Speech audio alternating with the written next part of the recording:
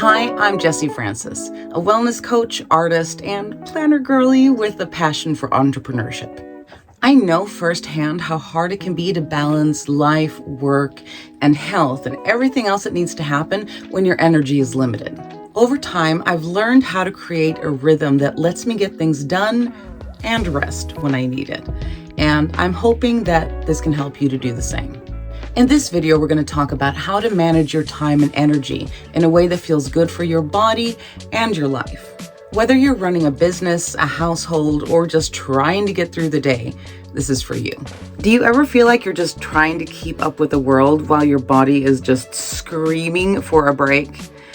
And maybe people give you the advice that you should just manage your time better. But honestly, people that give you that advice, if you're dealing with chronic pain, they just don't get it. Today, we're going to talk about what might actually work.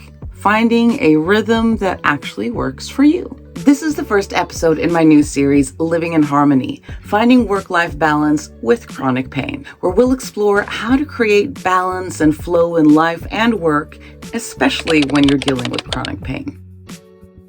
So this is the first episode, and we're going to be drawing a few kind of analogies when it comes to music, because it's very much where I go with most things. So today's episode is The Overture, Finding Your Rhythm.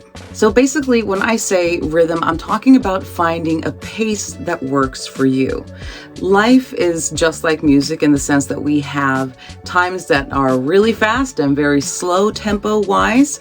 Life has moments of both high and low energy, and we need to both be able to take time to have that high energy, but also time to rest. And I think that the key here is to honor both and not put more value in the higher tempos and not sort of discount times of rest. They're both needed. If you're like me, you have probably tried to push through your low energy moments and just ended up crashing later. That's because you're trying to sort of play at a tempo that didn't match what your body needed at that time. And that's okay. It's all part of learning your rhythm. I'm just going to throw in a disclaimer here and say that this is not a push a button and everything is going to be easy peasy lemon squeezy. Yes, it's important to find your rhythm, and that can change, which is a scary and annoying and frustrating thing, that sometimes we feel like, okay, I nailed it, I know what's going on, and then circumstances change and you kind of have to relearn it. So all of these things are sort of a work in progress, and you have to sort of be able to show yourself and give yourself the grace to always be learning. Life is not always predictable. I'm not perfect at any of this either. Some days my rhythm gets totally thrown off course, and that's okay. So what could be some practical tips for finding your rhythm? Well, one good thing to do is to start by identifying your energy peaks and your valleys. Think of your day as a melody. Some parts are more upbeat and other parts are slower. Start by tracking by using whatever means and whatever planning system works for you. I've said this like a million times, but it is worth saying again. Everybody works different and everybody plans differently. Different things work for different people. So you could be like me and be a total planner dork girly, and I love it. You could be tracking your stuff in a planner. You could be tracking your stuff in a notebook, or you could be using apps, because there are a ton of good apps if that's more your vibe. But basically, wherever you do it, just to sort of try to map out what your daily flow and the rhythm of your day is, what's working and what's not working. So tip number 2, prioritize your tasks like a conductor. Not all tasks are created equal. Think of yourself as a conductor of an orchestra. Some tasks are soloists and others are backup players. Both are important to say.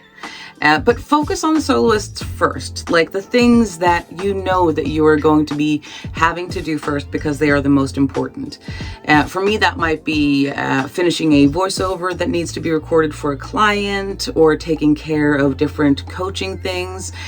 And the backup stuff that maybe I can save for more low energy moments would be answering emails, doing those kind of things that don't necessarily take too much brain power and that aren't time sensitive.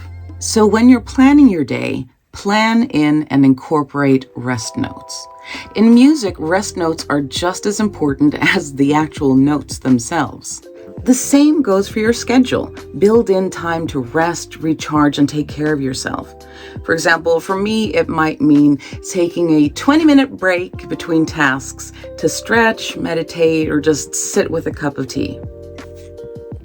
I've got the tea.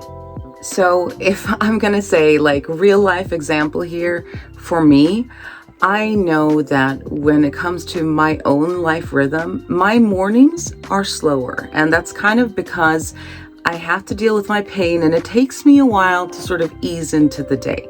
So with that, I plan lighter tasks in the morning, like organizing, planning out the day, journaling, those kind of things. And by midday, when I've kind of gotten the ball rolling and my creative energy and my productivity is like more at the peak, that's when I put my more like demanding tasks, because there's no point putting them early on in the day because that's just going to be too hard.